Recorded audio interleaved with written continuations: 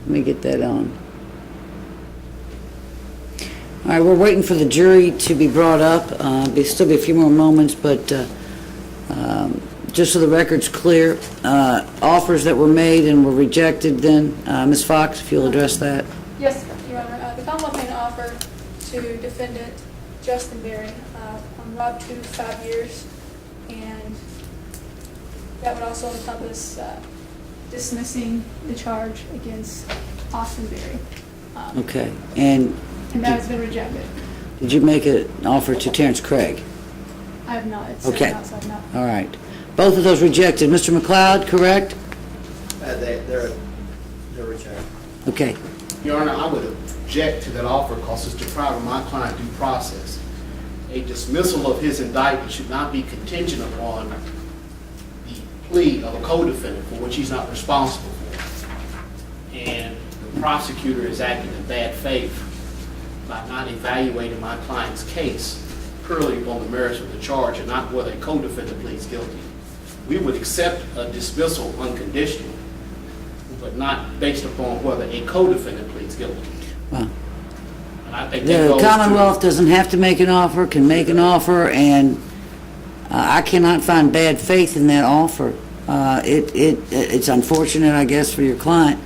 But based on the evidence from the last trial, I mean, there is evidence from which in that trial that, and I'm sure that's what you're going to try to present, Ms. Fox, which a jury could find facilitation. That's what he's charged with.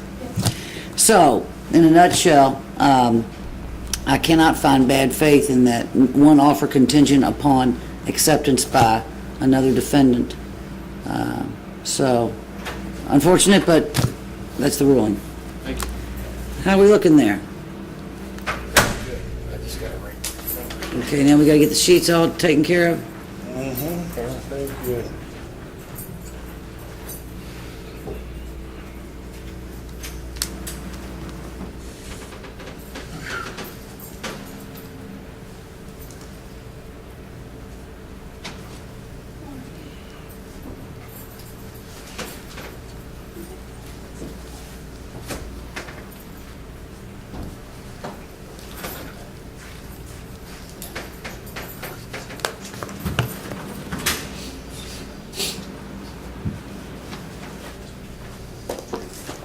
You know what you're doing then, Bill? Let me just... Yeah, we want to start with... So, there's 1, 1, 2, 2, 3, yeah. And that's all right. So, yeah. So, it's a little difficult.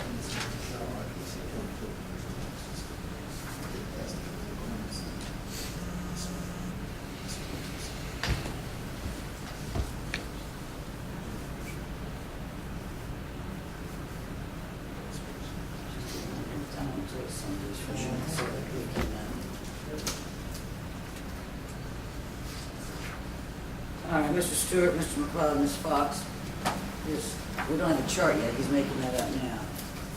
Here's an extra one, read meetings, I don't know if it's hard to read, 2, I'm gonna read them, so.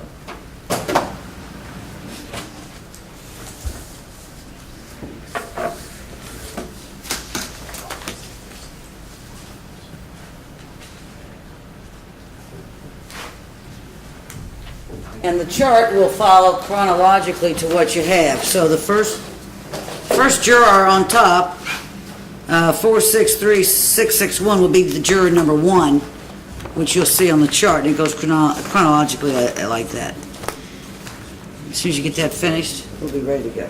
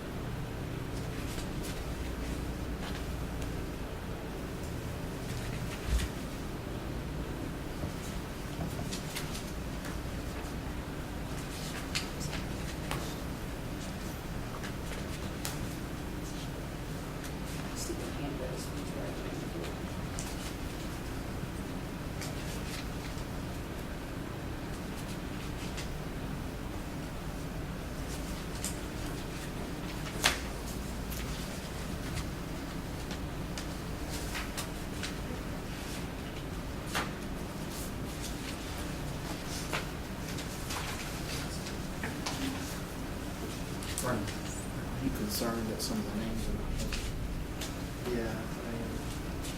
They're down at the bottom. Ms. Fox? They're down at the You bottom. concerned that some of the names are not legible? Look at number 3, 3 or 4. You can't see their names. That happens a lot. I just, Does it yeah, bother just you? the type. Yeah, does it bother you? Yeah. I'm sure they typed it mostly correct.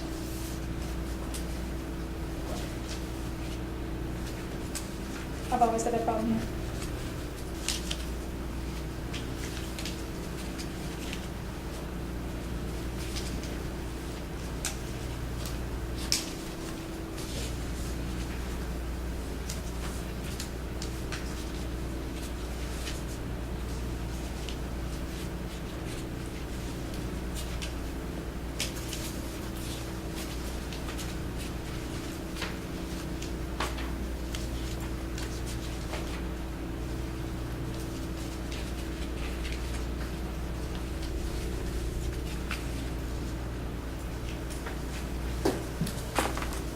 Get my bag. That's mine.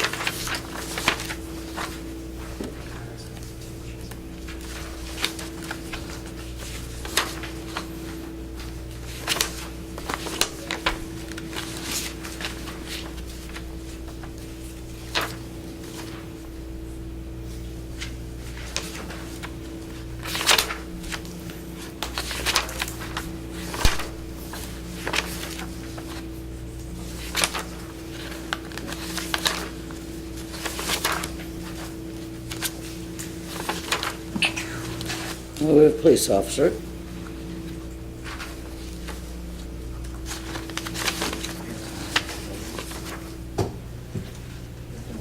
That is, I did see that there's a video.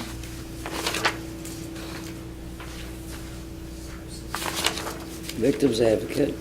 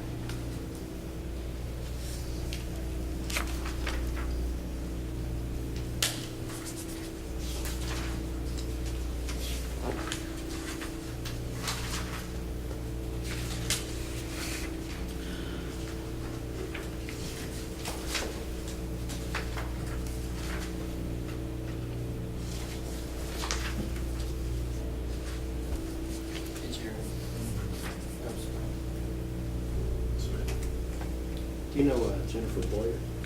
Her husband? See a copy.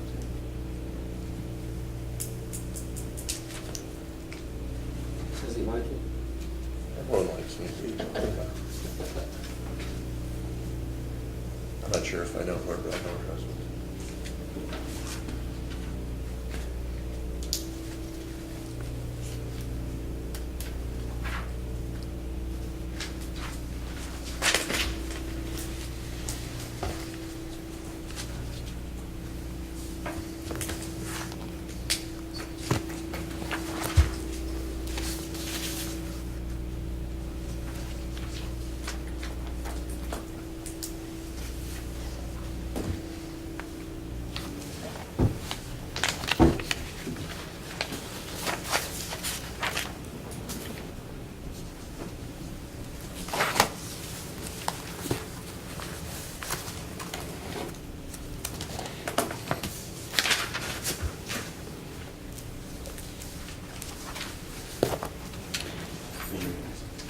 Run that out for you.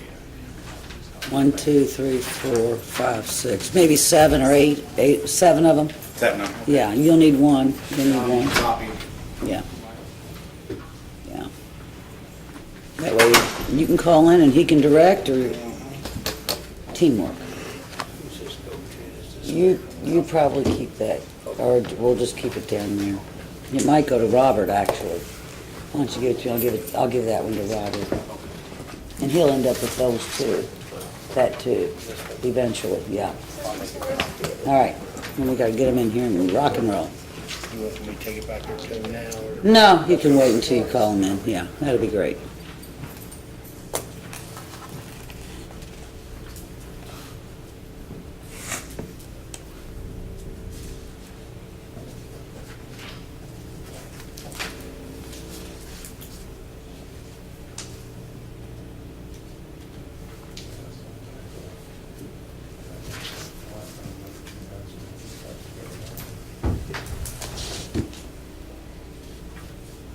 Ms. Harden, you are now a licensed attorney, correct?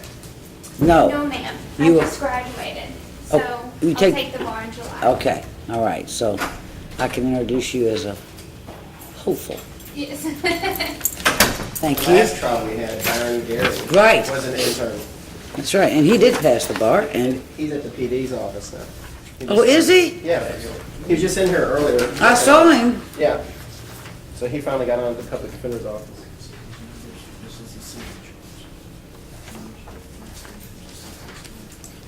All right.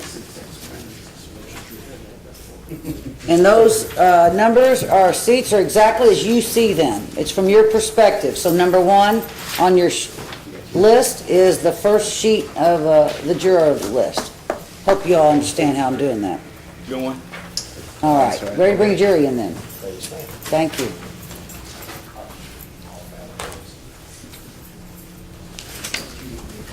And you all may remain seated while the jury comes in to take a moment to get them, all 50 of them. Detective, Smith, you're still detective? Yes, ma'am. Okay.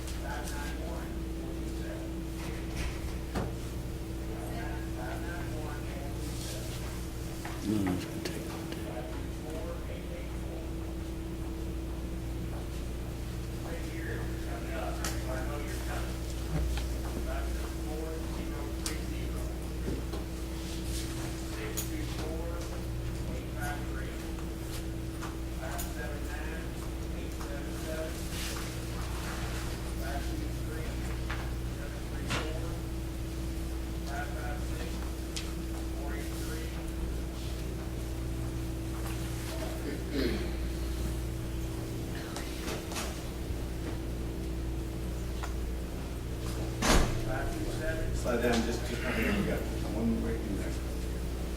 Right here, sir.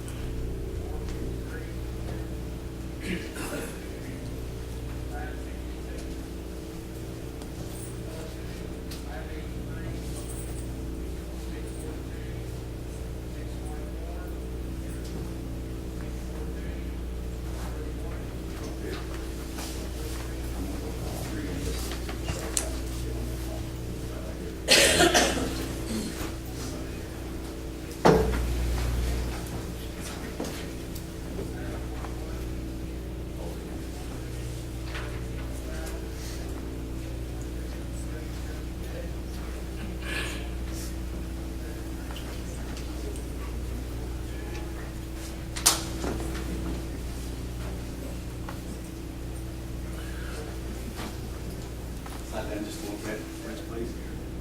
Thank you. Right here.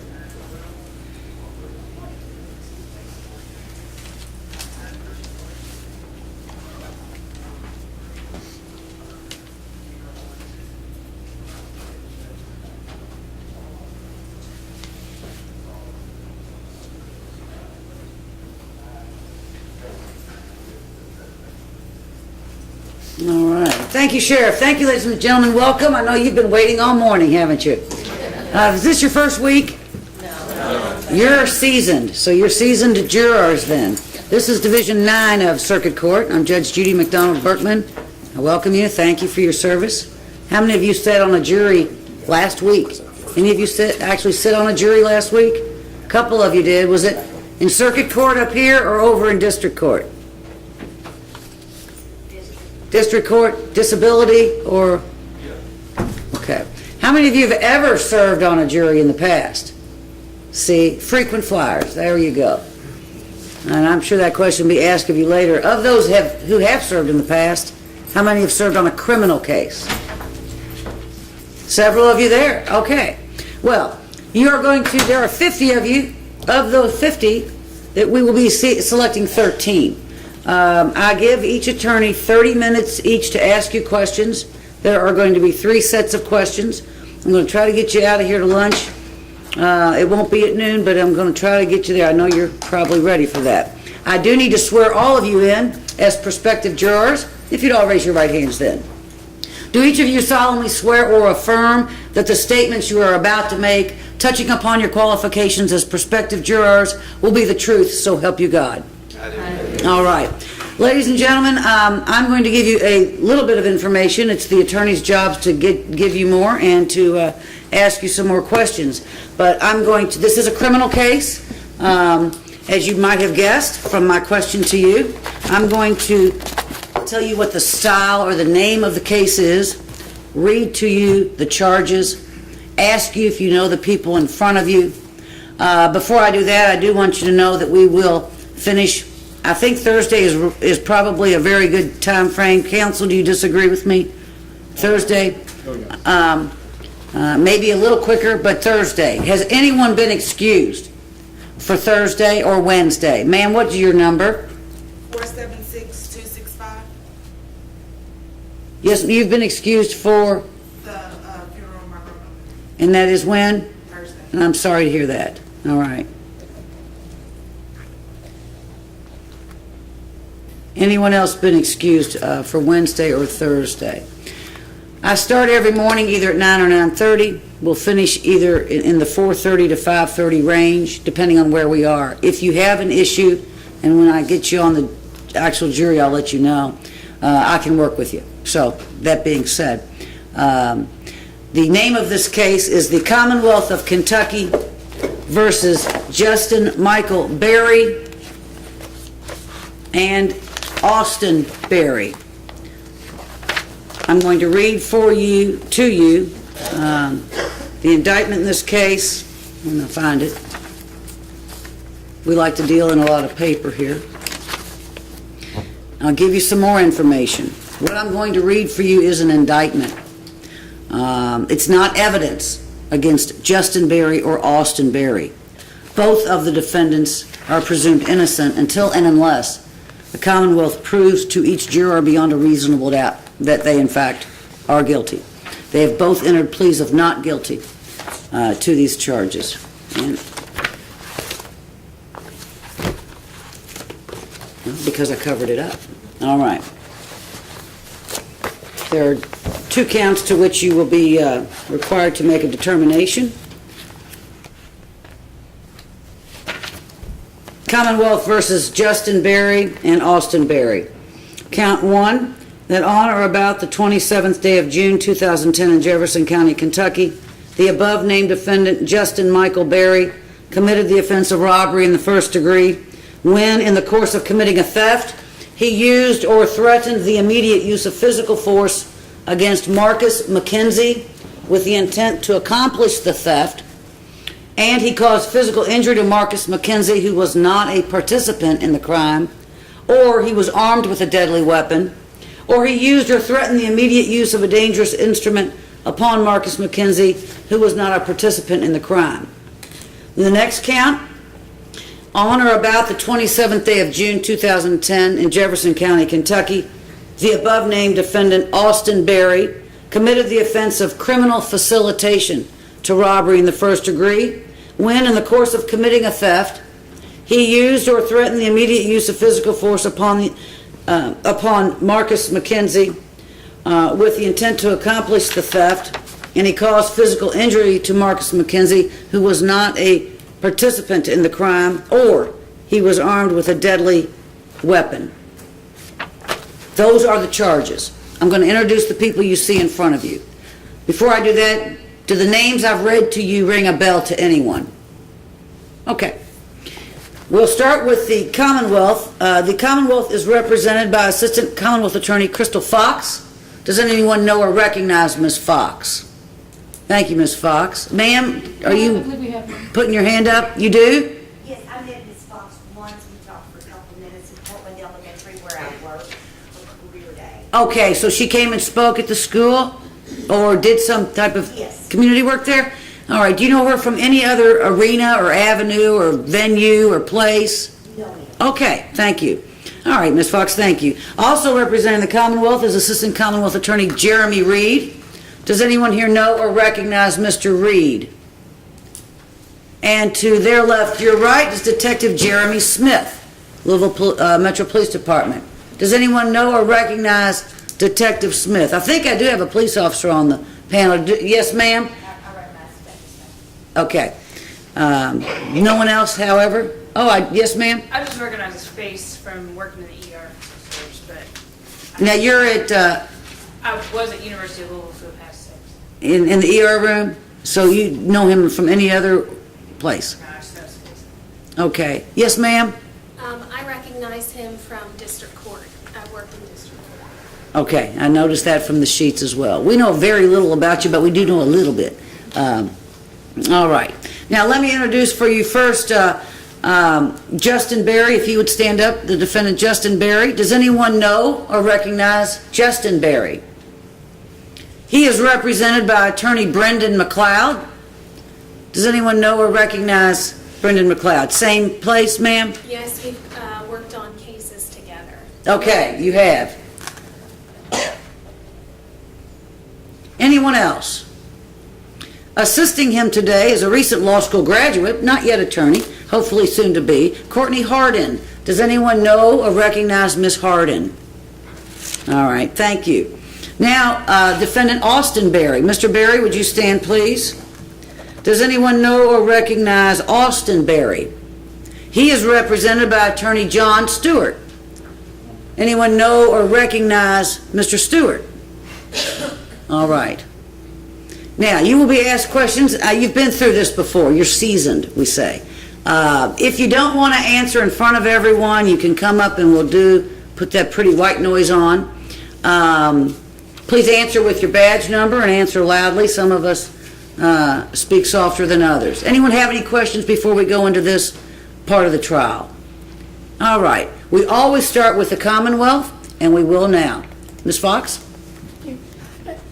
Your Honor, can I have the deputy to move this podium for me a bit? I'm working with one arm. I'll get it. Well, can you do that? It's very heavy. Make sure you don't... Well, there's duct tape. Hold on. Oh, yeah, we like duct tape here. Because we have more wires than... Watch out, yeah. Now we have a mic on it. Okay, there you go.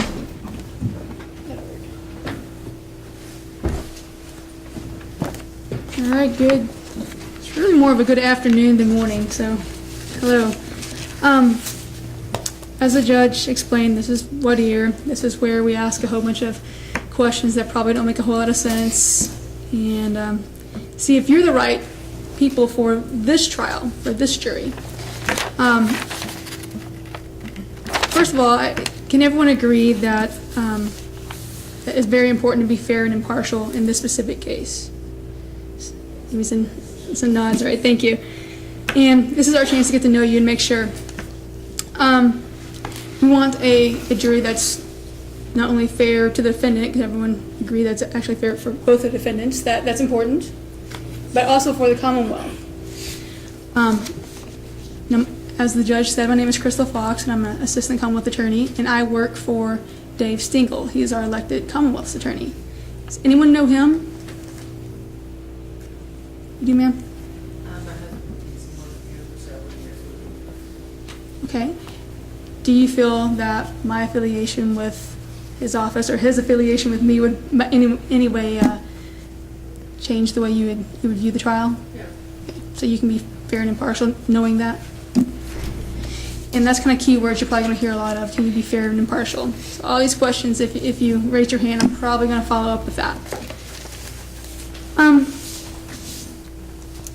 Does anyone here feel that you can't be a victim if you've been drinking? Give me a heads up or sideways no. I don't see a lot of movement. I'm going to start picking. Does anyone here feel that you can't be a victim if you've been drinking? So someone who's been drinking, does that mean they can't be a victim to a crime? Okay. Does anyone here have any really strong feelings about drinking that you just don't believe in it, and because of that it's going to be hard for you to... Yeah. I'm not like, people who are completely against drinking, but I feel that I have feelings about it, but I don't know that it would necessarily make me biased. Okay. So if you knew that there was drinking involved, that would automatically kind of taint the way you Yeah, heard. it would kind of make me like, Okay. And that's fair. Anyone else feel that way? Sir? 574030. Are you talking about drunkenness or just drinking? Either. I don't know if I can go into specifics, but it does it make a difference to you, I guess would be the question, if someone was just drinking as opposed to drunk? You mean being a victim of a crime? Or? Yes. No, I don't think it is. Anyone else? I thought I saw another hand, or did that answer? Sir? I'm sorry, can I get your badge number, please? Okay.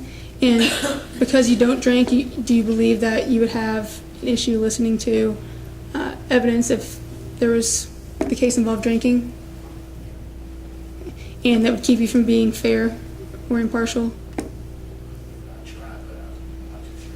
Okay. And that's absolutely okay if anyone else feels that way. Everyone comes in here with some type of bias. And if that's his, then it's very important that we know that. Anyone else feel that way? Okay. I will move on. Let's change that a little bit. So does anyone feel that they couldn't be fair and unbiased if there was drinking involved and the person drinking was underage? Does that change it for anybody? Okay.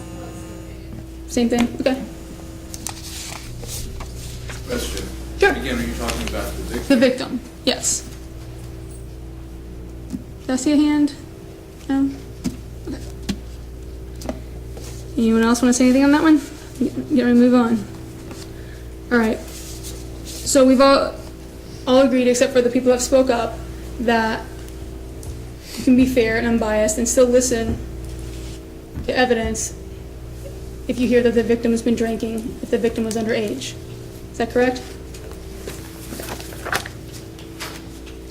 And does anyone here have any experience with the police and the court system? Okay. Now, 642-631, you... Yes, I do. 642-631, yes. I'm a victim advocate for the county attorney's office. So part of your job is being in the court system. Do you believe through your job that it would affect you at all here? Yes, I do. So you believe you couldn't be fair or impartial? I think based on my experience that it would be somewhat difficult, but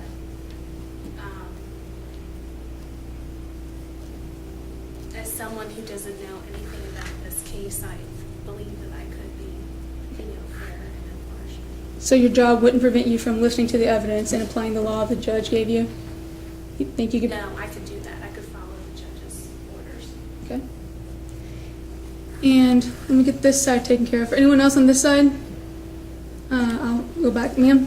Well, you asked if we had, Experience as far as, have you been in court for unrelated matters? Have you just... I've never been in court, but my sister is dealing with familial issues, like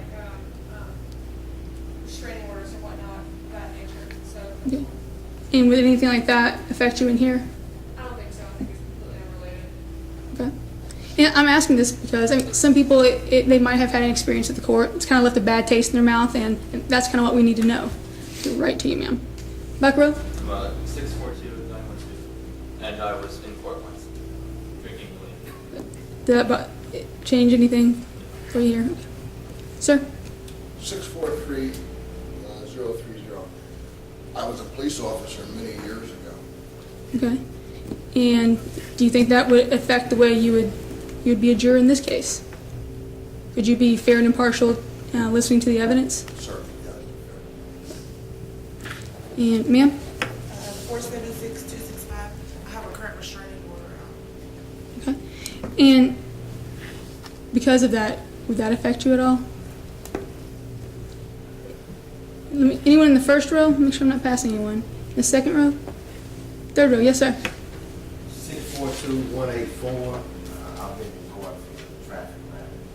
Okay. Do you think that would change the way you would view the evidence in here?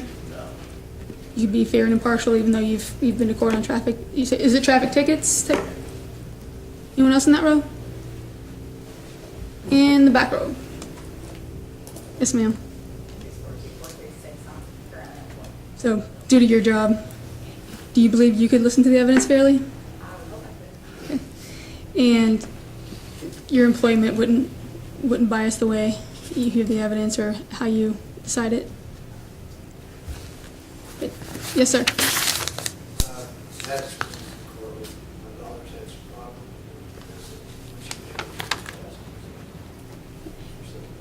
And having that experience in court and having that experience personally, would that at all affect the way you would sit here in judgment? So you could be fair and set that aside? Okay. How about speeding tickets? There haven't been more of you with speeding tickets? I thought I'd see a lot more hands on that one. All right. Anyone with a speeding ticket would just thought they were treated so unfairly they just can't listen to anyone up here today. All right. Anyone get a ticket on the way to court today? I bet you won't be too happy if so.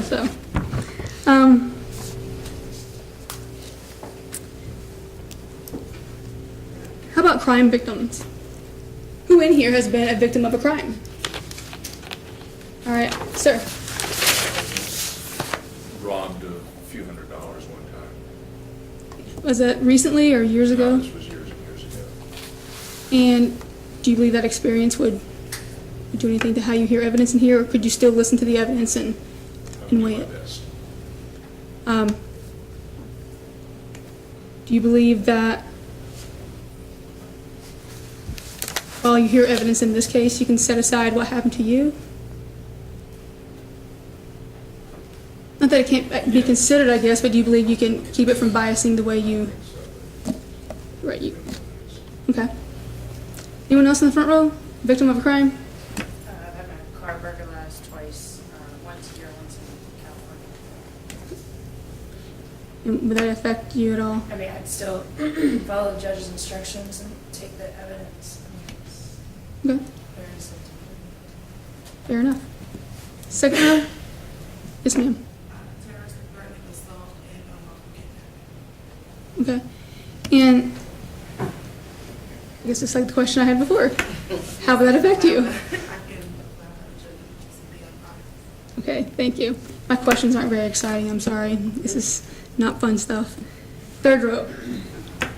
Yes, sir. Had the car and house broken into Was that recently? about a year ago. Yeah. And because this is a case where there's been a robbery alleged, would that at all affect you? You can separate the two and be fair and impartial still. Okay, thank you. Anyone else? Yes, sir. Had my lawnmower stolen last summer, but I caught the guy as he was going down the street. All right. How would that affect you? Would that have any effect at all? Not at all. Just means you have nice grass still. Anyone else in that row? Yeah, ma'am, go ahead. Car broke glass with not Okay. Was that recently? Or? about a year ago. Yes, ma'am. I've also got my car broken into and a lot of things stolen. And how would that affect you? Is that something that you would think about? Affect me just because of two different circumstances. Okay. Anyone on this side? Yes, ma'am. My home was broken into about 3 years ago. It wouldn't affect the way you heard evidence here. My house was burglarized. Okay. Did I miss anybody? Yes, Home ma'am. was broken into. And how would that affect the way you listen to evidence? It wouldn't.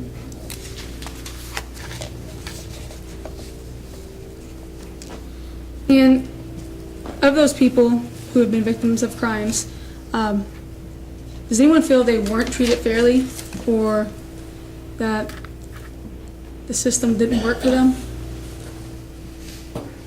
Sir? No, they never caught the guy that robbed me. They knew who it was. They just never found him. He had been arrested before, in jail or out of jail, out of jail.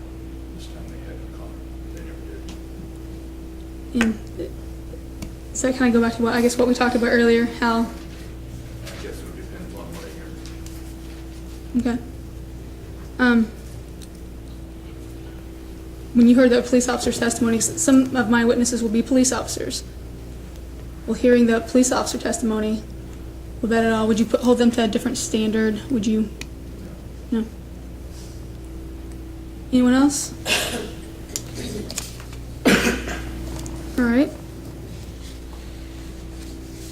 And the judge read the indictment to you guys. This happened at U of L, someplace called the Bellamy. It's an apartment building for students. It's not part of the bill. Sustained. Due to the does anyone live in that area? And because of its close in location to you, would that cause you to view things differently? Okay. Just by nature of being close to you, would that prevent you from being able to listen to the evidence fairly?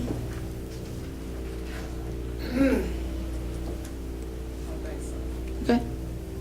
And that's why I asked that. Does anyone else feel the same way? Yes, sir. I would feel about it. I wouldn't have any problem with the judges following the judge's instructions.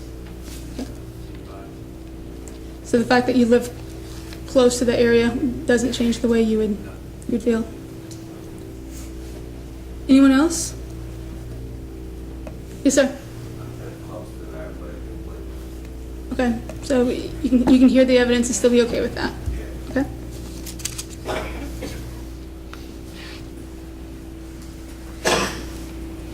Now, since this is a criminal case, can anyone tell me the difference between a criminal case and a civil case? Go ahead. Criminal cases, you have to prove things beyond a reasonable doubt. In a civil case, the bar of proof is a lot lower. It's based on the preponderance of the evidence and the likelihood that something occurred. And how about the penalties? The penalties are also a lot lower, in fact, in civil. It's more monetary in regards to, whatever the jury were to come up with, it would be probably more of a lawsuit type settlement. So it's money rather than Yep, time? and jail time. Criminal court, you're dealing with jail time. And because of that, would anyone here have a problem sitting on a trial where you're citing that and you might ultimately be asked to put a number of years on someone? No one? Ma'am? I was on last time I was on jury, I was on a manslaughter case. And this still haunts me. If, I'm afraid it's gonna put stress on me. So if you were asked to be in another case where you'd have to decide that, you don't think you could do that? I could do it, but it would really stress me out. Okay. Is it something where, could you listen to the full range of the penalty and follow the judge's instruction with that? Or do you feel that you would just be cut off from being able to decide? I probably wouldn't sleep. Okay. Anyone else feel that way? Maybe for religious reasons, you feel that you can't judge anybody because you're going to be asked to judge. No?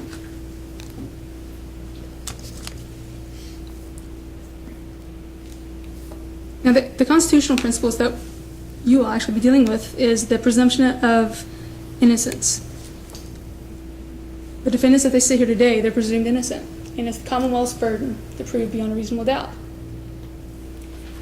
Would anyone here hold the Commonwealth to a higher burden that they'd want to know beyond all doubt?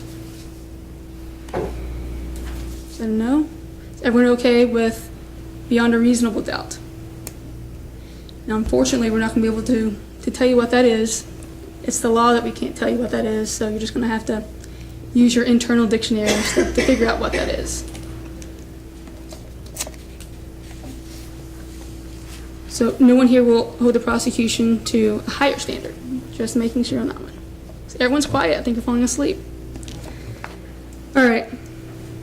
Will everyone here agree that in this trial, if you're asked, you will only judge what these defendants did? Not what other people may have done, not what anything else that you're asking in your mind, but you will apply the law that this judge gives you to these defendants. Is everyone okay doing that? Your Honor, can we object as to approach? You may.